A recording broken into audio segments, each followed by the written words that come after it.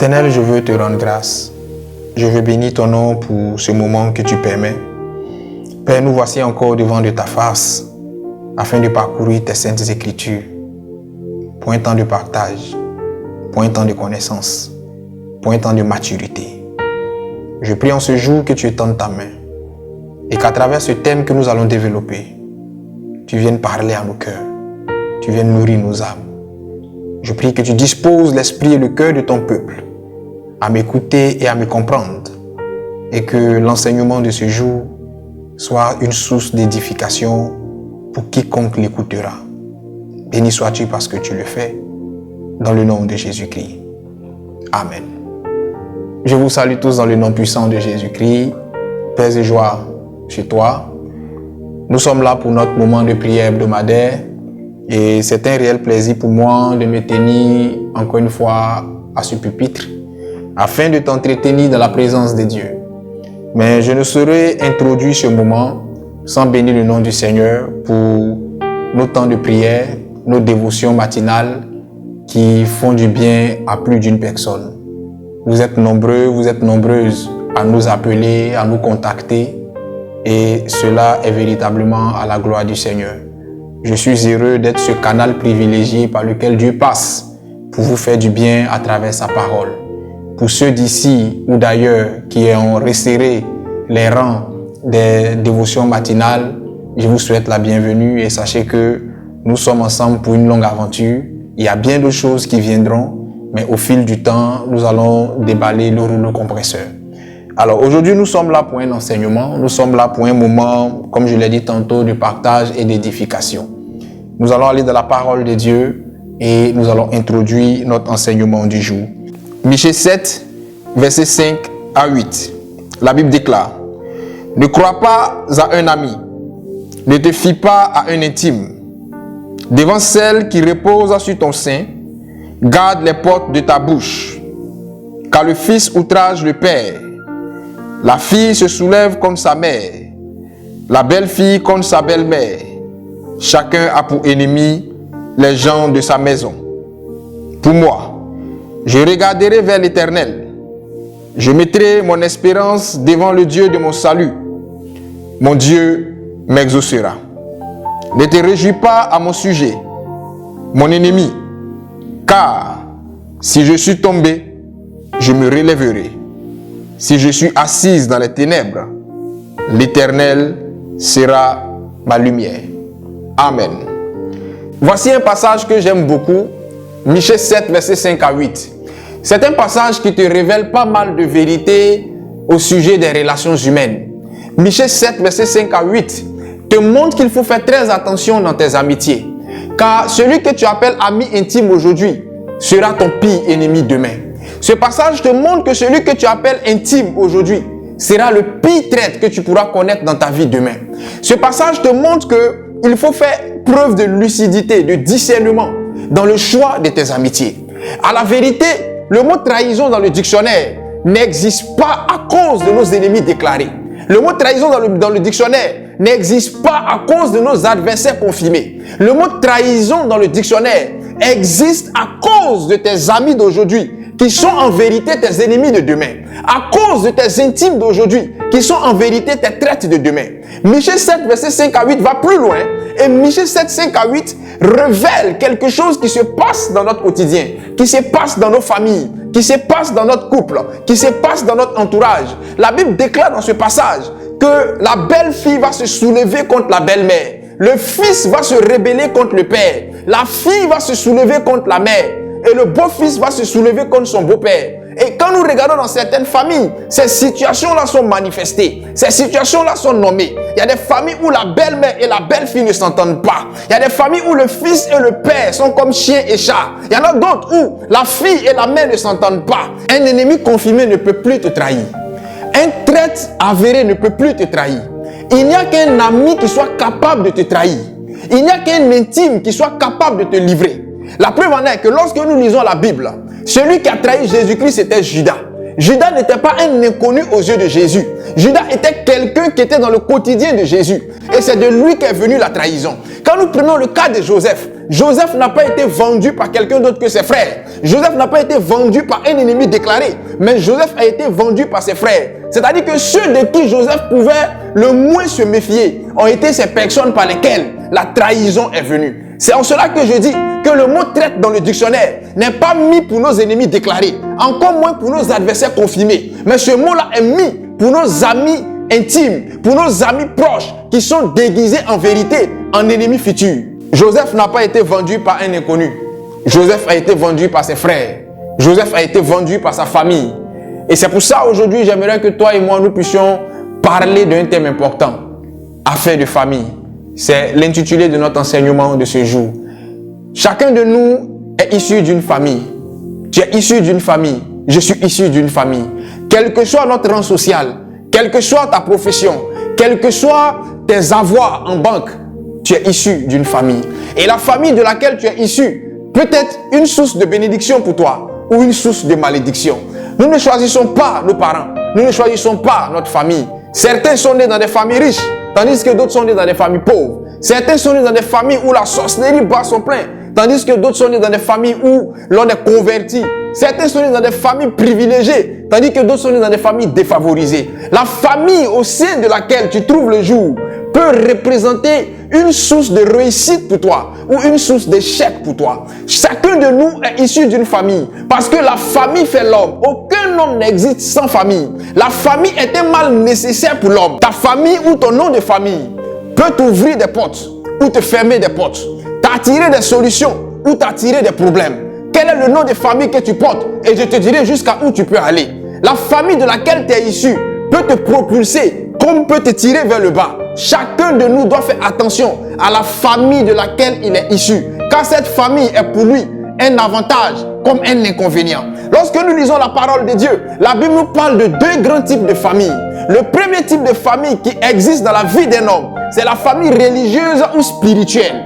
Et quand nous lisons la Bible, en Hébreux le chapitre 10, verset 25, la Bible nous parle de ce type de famille-là. La Bible déclare: veillons les uns sur les autres pour nous exciter à la charité et aux bonnes œuvres. N'abandonnons pas notre assemblée, comme c'est la coutume de quelques-uns, mais exhortons-nous réciproquement. Et cela d'autant plus que vous voyez s'approcher le jour. Amen. Voici le premier type de famille dont la Bible nous parle. La famille religieuse ou spirituelle. C'est la communauté à laquelle tu appartiens. C'est l'assemblée à laquelle tu appartiens. C'est le lieu de culte que tu côtoies, que tu fréquentes. Lorsque nous lisons la Bible en Psaume 133, la Bible déclare qu'il est bon, qu'il est doux, qu'il est agréable pour des frères d'être ensemble. Car c'est en cela que Dieu descend sa bénédiction en abondance. En tant qu'être humain, en tant qu'enfant de Dieu, tu es impérativement dans l'obligation d'avoir une famille religieuse ou une famille spirituelle. Ne sois pas du genre de chrétien qui appelle tout le monde papa, qui appelle tout le monde mon pasteur, qui appelle tout le monde mon père spirituel.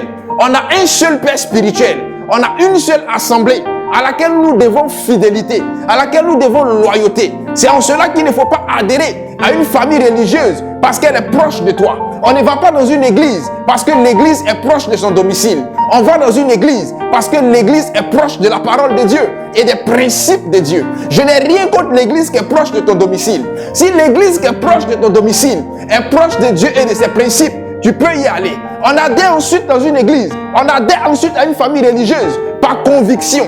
Il faille d'abord que tu aies la conviction divine de côtoyer, de fréquenter cette famille religieuse. C'est en cela que lorsque tu commenceras à fréquenter cette famille, quand même il y aura des débordements, quand même il y aura des attitudes venant des hommes au sein de cette famille religieuse, cela ne va pas te décourager. Mais si tu adhères dans une famille religieuse, selon des émotions, selon des pulsions, selon des considérations charnelles, il va se poser un problème. La famille religieuse doit être une plateforme de solidarité. La Bible déclare: soutenez-vous les uns les autres, exhortez-vous, incitez-vous à la charité. Ça doit être une plateforme de solidarité, d'amour vrai, d'amour sincère, de fraternité. Malheureusement, plusieurs familles religieuses sont des repères d'hypocrites, des repères de calomniateurs, des repères des gris, Aujourd'hui, au sein de la famille religieuse, des choses même sont nommées qui ne sont pas nommées dans le monde. Les chrétiens sont devenus foncièrement méchants, foncièrement mauvais. On s'agroupe, on fait des clans et on critique le frère en Christ. Aujourd'hui, au sein de la famille religieuse, on attend la moindre erreur du pasteur pour davantage le cribler. On attend la moindre erreur du frère en Christ pour davantage le cribler. On attend la moindre erreur de la sœur en Christ pour davantage la cribler. Si nous disons que nous sommes une famille qui de surcroît est une famille religieuse ou spirituelle, nous devons avoir la tolérance comme maître mot. Nous devons avoir l'unité comme maître mot. Je ne suis pas en train de dire qu'il faut qu'on s'encourage dans le mal. Je ne suis pas en train de dire qu'il faut qu'on se soutienne dans le mal. Mais si nous appartenons à la même famille religieuse ou spirituelle, nous devons aider les plus faibles. Pour nous qui estimons être les plus forts, nous devons aider les plus faibles à pouvoir dominer leurs faiblesses, à pouvoir dominer leurs défauts, afin d'aller de l'avant avec le Seigneur. Aujourd'hui, l'Église a un sérieux problème d'unité. L'Église a un sérieux problème de cohésion. La famille religieuse est la seule armée qui se combat entre elles. Elle est la seule armée qui s'entretue entre elles. Parce que personne ne veut mettre de côté son ego pour faire privilégier l'humilité et l'amour de Dieu. Telle est la première famille dont la Bible nous parle. Alléluia. Je veux t'exhorter aujourd'hui, si tu n'es pas membre d'une famille religieuse, si tu n'appartiens pas à une famille religieuse, je veux t'exhorter à te trouver une famille religieuse. Ça ne sert à rien de dire, j'ai été longtemps découragé ou déçu par les pasteurs, donc je ne veux pas appartenir ou je ne veux plus appartenir à une famille religieuse. Vois-tu, si le faux billet de banque existe, c'est qu'il y a un vrai billet qui existe. Si le faux pasteur existe, c'est qu'il y a un vrai qui existe. Si le faux prophète existe, c'est qu'il y a un vrai qui existe. Si le faux docteur existe, c'est qu'il y a un vrai qui existe. En toute chose, il faut toujours se remettre de sa déception et aller de l'avant. Ne ferme pas la porte à une appartenance, à une famille religieuse ou spirituelle, parce que quelque part hier, tu as essuyé une déception. Parce que quelque part hier, tu as essuyé une déconvenue. Il faille que tu ailles de l'avant. Tu marches avec le Seigneur et non avec l'homme. Tant que tu regarderas à l'homme, tu seras toujours déçu. Parce que l'homme est faillible. L'homme a des failles. L'homme est capable et est susceptible de chuter. Mais tant que tu marcheras avec Dieu, quand bien même que tu seras conduit par un homme, regarde toujours au Seigneur. C'est la seule chose qui t'emmènera à ne jamais abandonner la main de Dieu. Alléluia. Le deuxième type de famille dont la Bible nous parle, c'est la famille biologique. Cette famille que nous connaissons tous. Nous avons tous une famille. Nous sommes tous issus d'une famille, comme je le disais tantôt. Et quand nous lisons la parole de Dieu, la Bible nous parle de plusieurs types de familles. Mais pour le besoin de notre enseignement aujourd'hui, je vais te parler de 10 types de familles bibliques. Le premier type de famille biblique dont je vais te parler, c'est la famille d'Abel. Selon Genèse 4, versets 1 à 8. Lorsque nous étudions attentivement la famille d'Abel, nous comprenons que c'est une famille qui est caractérisée par 3 choses majeures. La première chose qui caractérise la famille d'Abel, c'est la jalousie. La Bible déclare que Caïn et Abel ont eu à faire une offrande au Seigneur. Et Dieu a approuvé l'offrande d'Abel au détriment de celle de Caïn. Caïn est rentré dans une jalousie qui a fait qu'il adressait la parole à son frère. Mais il avait des projets macabres, il avait des projets lugubres dans le cœur vis-à-vis de son frère. Et la Bible déclare qu'il a attiré son frère dans les champs et il a mis son frère à mort.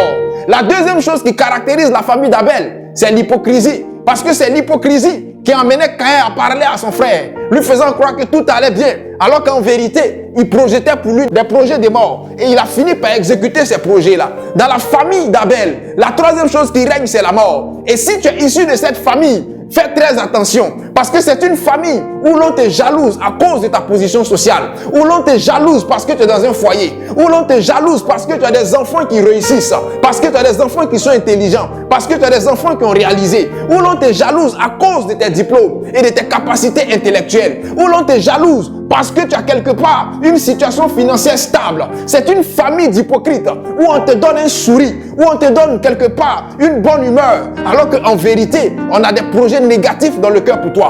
Fais très attention, parce que dans la famille d'Abel, on rit avec toi pendant qu'on creuse ta tombe. On rit avec toi pendant qu'on planifie la mort contre toi. On rit avec toi pendant qu'on te dénigre dehors. On rit avec toi pendant qu'on te vilipende dehors. C'est une famille où on ne peut pas rester vivant si l'on n'est pas prudent. Abel n'a pas fait preuve de prudence. En conséquence, il a connu la mort. Si tu es issu de la famille d'Abel, fais très attention. Sois extrêmement prudent parce que l'hypocrisie des uns ou des autres pourra les amener à t'empoisonner, pourra les amener à te piquer le couteau dans le dos afin de pouvoir te faire mal.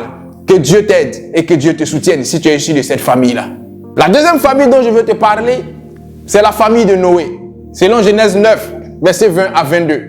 Dans la famille de Noé, on n'arrive pas à garder un secret familial.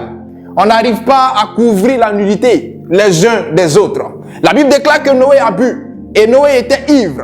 Il s'est mis nu dans sa tente. Et Cham, son fils, est venu, il a découvert la nudité de Noé et il allait le raconter à ses autres frères. Alléluia. Et c'est des familles où ta faiblesse est divulguée par ton propre frère. Ton problème est mis sur la place publique par ta propre sœur. Lorsque tu as un problème de foyer et que tu commets l'erreur de venir te confier à ton frère, te confier à ta sœur, c'est la personne même qui se permet de faire le relais de ce problème sur la place publique. C'est la famille où on n'hésite pas à exposer l'autre pour être mieux vu. On n'hésite pas à exposer les failles de l'autre dans une optique de moquerie et non dans une optique de règlement de la situation.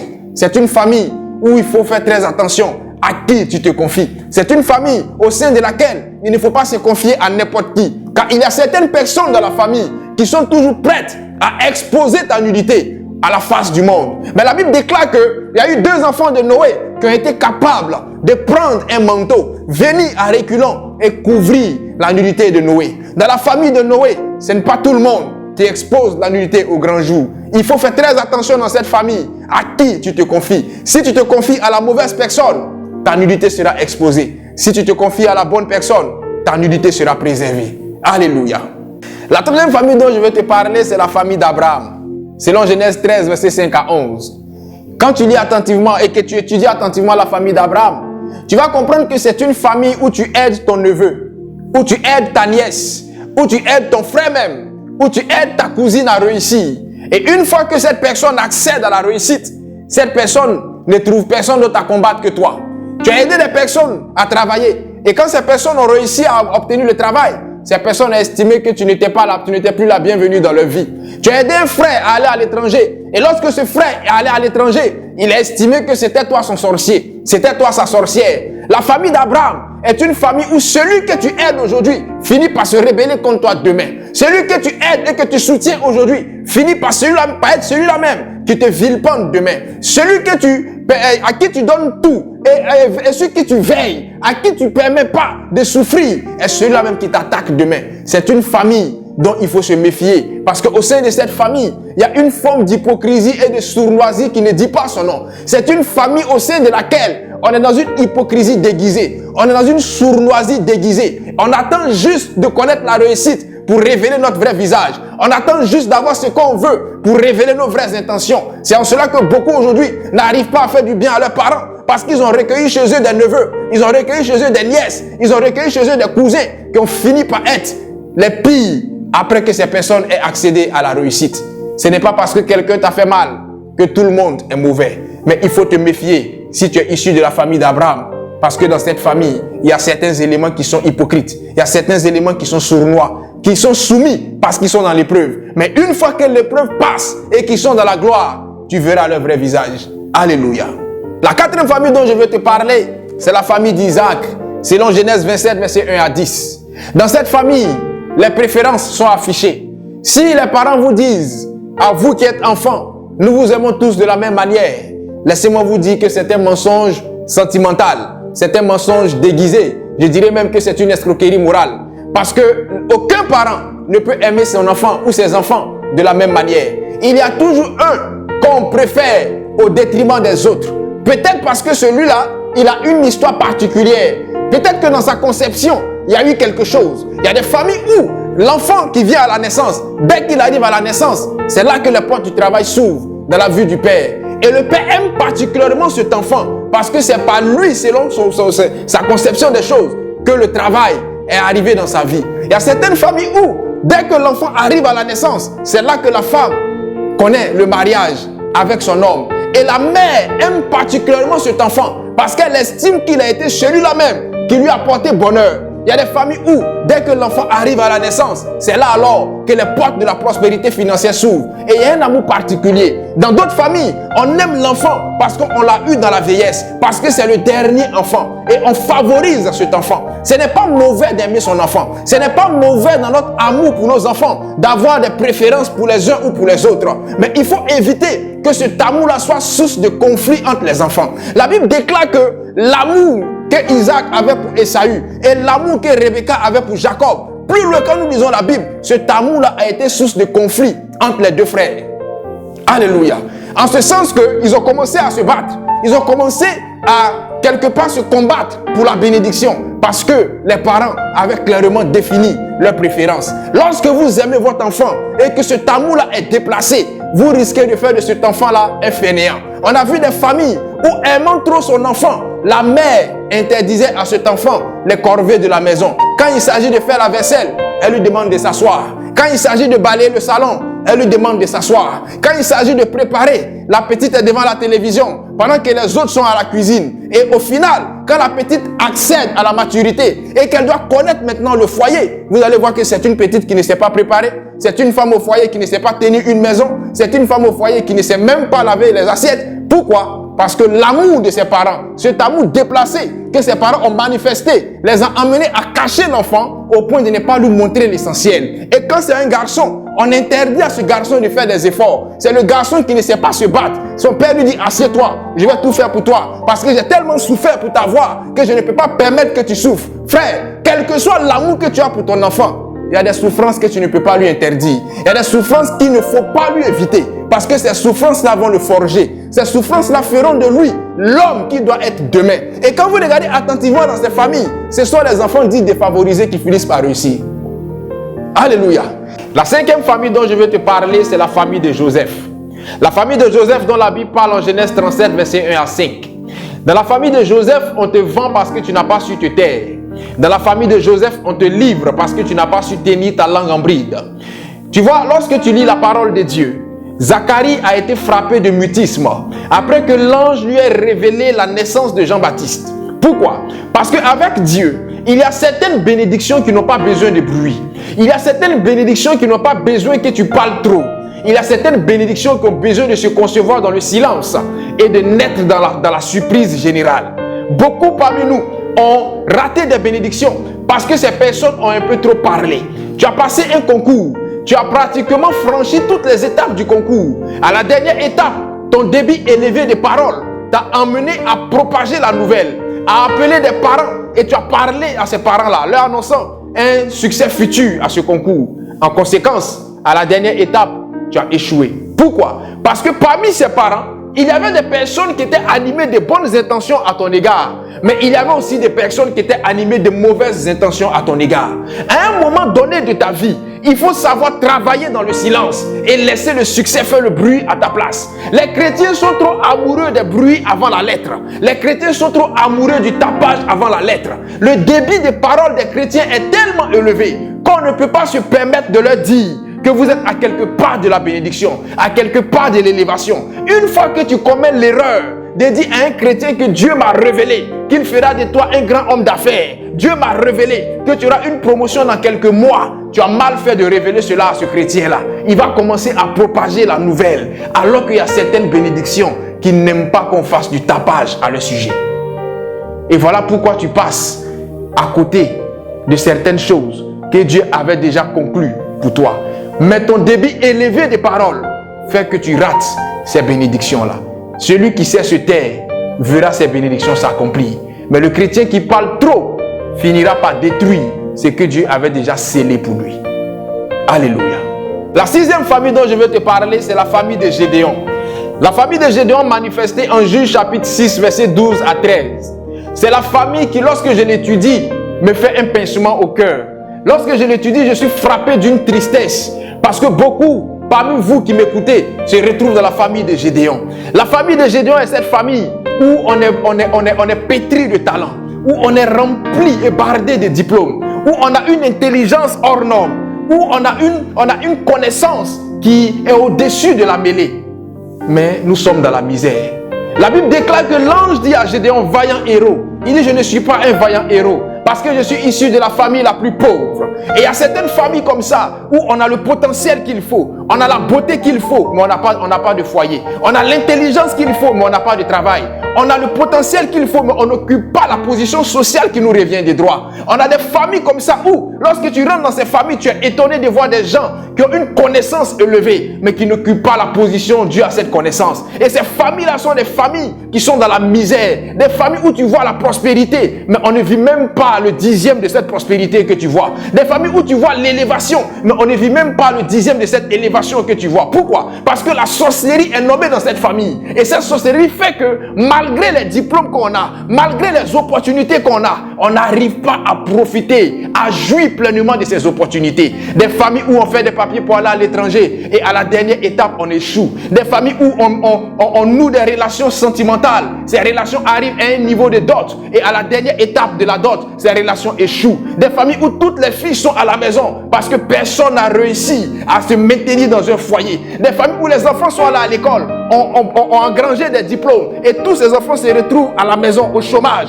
parce que personne n'a réussi à se trouver un emploi décent. Des familles où le père a eu une position élevée, a occupé un poste élevé, mais jamais n'a connu de promotion. Des familles qui croupissent sous le poids de la malédiction. Que Dieu vous en délivre. Alléluia.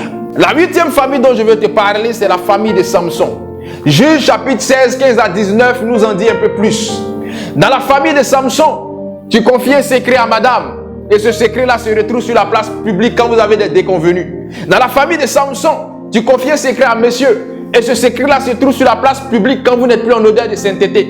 C'est le type de famille où l'information que tu donnes au monsieur est utilisée contre toi en période de guerre.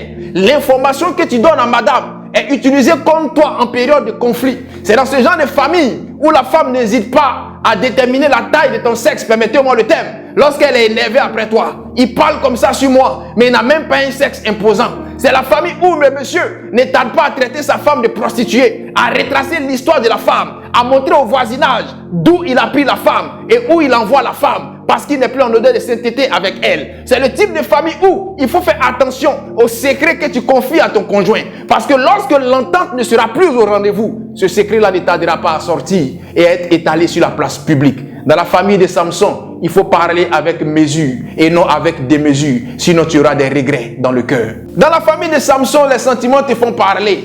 Samson a parlé parce qu'il aimait Delilah. Et il a confié le secret le plus intime qu'il avait à Delilah.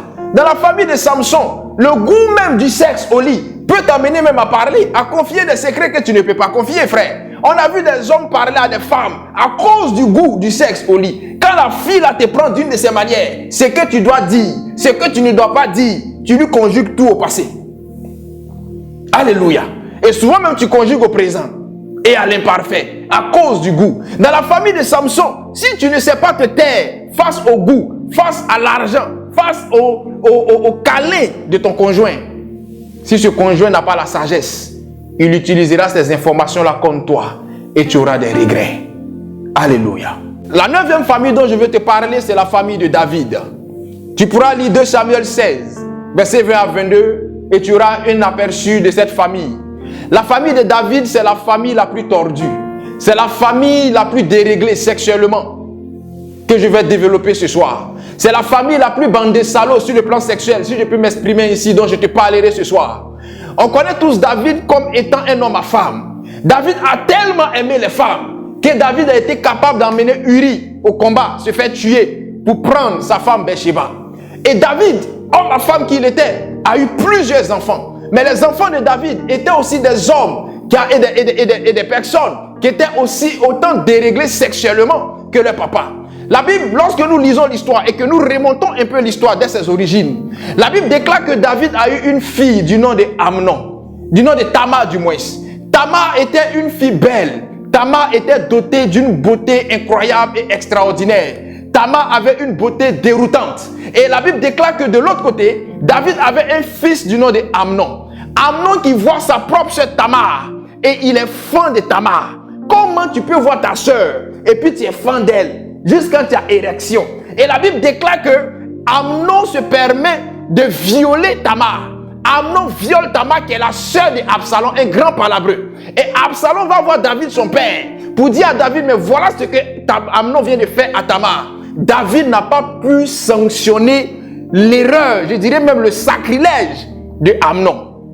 David a pratiquement cautionné l'action que Amnon avait posée vis-à-vis de sa sœur. Laisse-moi te dire une chose. Les quelques petites failles que tu vas tolérer sur le plan sexuel vont se transformer en un problème que tu ne pourras pas maîtriser demain. Et plus loin, la Bible déclare que Absalom rentre en rébellion contre son papa David.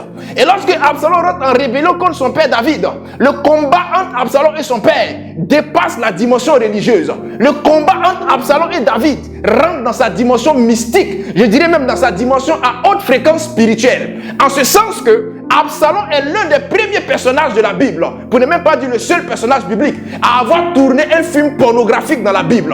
La Bible déclare que Absalom réunit les concubines de son père David.